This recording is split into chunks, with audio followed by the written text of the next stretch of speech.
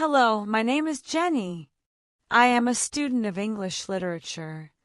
This is my story. I want to tell you about my life in London. I want to tell you about my fantastic teacher.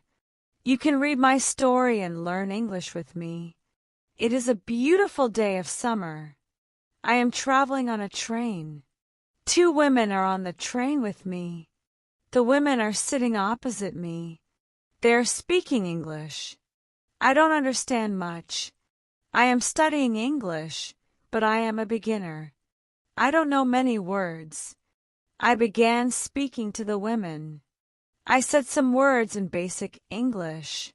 The women understood what I wanted to say, and that made me happy. I said that I want to learn English. The women told me that they are from England. They are going home from a conference.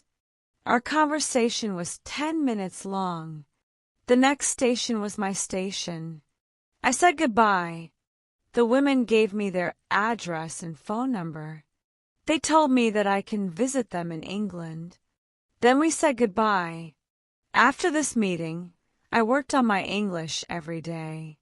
I translated texts and watched films in English. In 6 months, my English improved. It was good now, but I wanted to learn more. I went to London. I wanted to study English from London. When I was in London, I joined a school. My first lesson was on Monday. I met my teacher and other students in the class. My teacher was a young and fine lady. She was very nice and humble. We introduced ourselves and then proceeded with the lesson. Our teacher had a question for us. She wanted to know our general knowledge about the language. Our teacher told us that she can teach through a very effective method to learn English. This method was very simple. Our teacher tells us that we would not have to study. We won't have to read textbooks, but we would have to use English a lot in our daily lives. It turned out very effective for me. I did not like studying from the textbooks because they confused me. Then we spoke about what is important when we learn a new language. Our teacher told us that language is a purpose and a mode for communication. We need languages to communicate.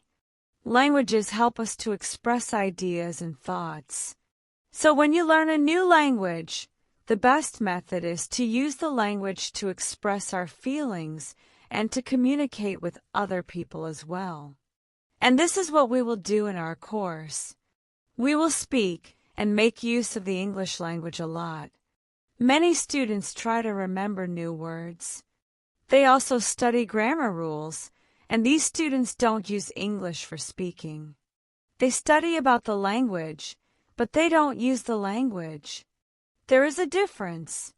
Of course, you need to learn new words and grammar, but you don't have to study them. You need to practice them on a daily basis. In this course, I wanted to show a very simple and effective method on how to learn vocabulary and grammar. I like what our teacher says. Our lesson continues. We spoke about our hobbies and what we like to do in our free time. We spoke in pairs or with our teacher. I enjoyed taking classes. I am really happy. This system of learning turned out to be very good and effective for me. She asked, "What is the best way to learn new words?" Our teacher told us there are many things you can do to learn new words. I will tell you what is statistically the most effective way for learning new words. It is reading. When people read, they learn new words of their language. They learn twice as fast as people who don't read. It is good to read for at least 30 minutes every day. I want to show you what you should do if you want to get the maximum profit from reading. First, it is very important that the book or text which you read is interesting for you. It is important that you enjoy reading the book. The book can be a nice story, or it can be fictional or non-fictional, whatever your interest is for the book. Don't read a text that isn't interesting for you. When you don't know many words, you can get frustrated. You always want to enjoy everything you do while using the language. It is effective to choose a text that is interesting and also okay for your level. When you read the text and you see a word that you don't understand, you should take a dictionary and find the word in the dictionary. Then, you would look at its meaning. This will give you a better understanding of the text, and your knowledge of the text will increase. You won't have to write the word anywhere. The word will automatically get locked in your brain, and you will always remember its meaning whenever you see this word again. Every time there is a new word for you, you will do the same. Reading also has another great advantage. When you read, you learn new words, and you also learn how each word is connected to other words in the sentence. You can see how to link the words correctly. This way of learning new words is very effective. Try it, and you will see how fast you can learn new words. Then we continued with the lesson. We spoke about the situation in England and about the best jobs for students. This is good for me because I want to get a job. I want to do something in my spare time after school. I asked other students if they knew where I could find a job. They told me that I should go to a job center. The job center offers a lot of jobs, especially for students. This is good for me. I am happy that I know where I can find a job. When my day at school was over, I went to the job center. I did not know what job I could do, so I asked the lady at the job center what the best job for a student was. The lady told me that they have some good jobs for students. She told me that I could be a cleaner or a waitress in a cafe. I told the lady that I had no experience with these jobs. She told me that my English is good enough to work at the cafe. The training was not difficult, and I would have more chances to speak English than being a cleaner. She told me that I could start my job on Thursday. It is all good for me. I am happy that I have a job where I can practice English. When you want to learn new words effectively, read for 30 minutes every day. On Wednesday, I went to school again. There is one student in the class who is quieter than the others. He is from South Korea. When our teacher asked if we had any questions for her, this student from Korea said that he had a question. He said that he had a big problem with pronunciation. He knew that his pronunciation was not very good, but he didn't know how to improve it. He doesn't speak much because he doesn't have others to listen to his bad pronunciation. He said that he reads and watches films in English a lot. He understands very well, but he also wants to improve speaking. He asked if there is something he could do to be better at pronunciation. When my teacher heard this, she said, "Okay, I will tell you something about pronunciation and how to practice it. I will also teach you techniques which can help all of you to become better at pronunciation. First, we have to look at why students have problems with pronunciation. When we speak, we have to move our mouth. We have to use muscles in our mouth. We all do that. The problem is that when you speak English, sometimes you use your muscles the same way you would use them in your native language.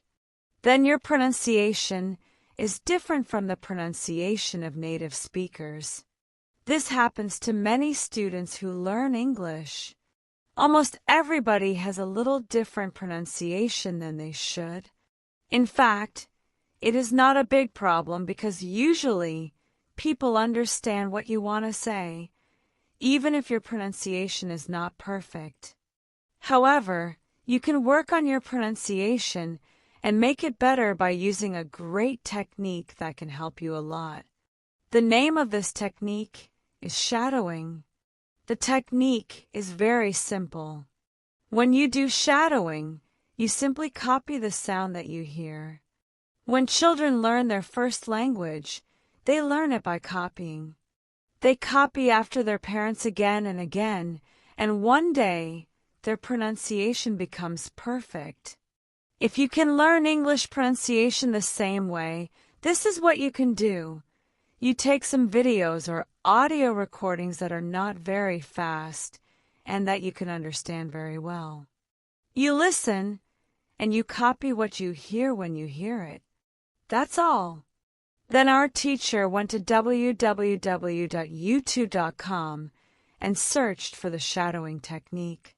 She found good videos where the shadowing technique was very well demonstrated. We watched the video, and then we all tried to do shadowing for about 3 minutes. Then our teacher told us, shadowing is also good when you are preparing for a presentation in English and you want to have good pronunciation. Before the presentation, you can go to some place where you are alone, and you can do shadowing for about 10 minutes. You will see how much it will help you to have better pronunciation during the presentation. This was very interesting for me. I hadn't heard about this technique before. When the lesson finished, I went to the school reception. I asked the lady if there were any sport activities at school. I would like to do some sport in England.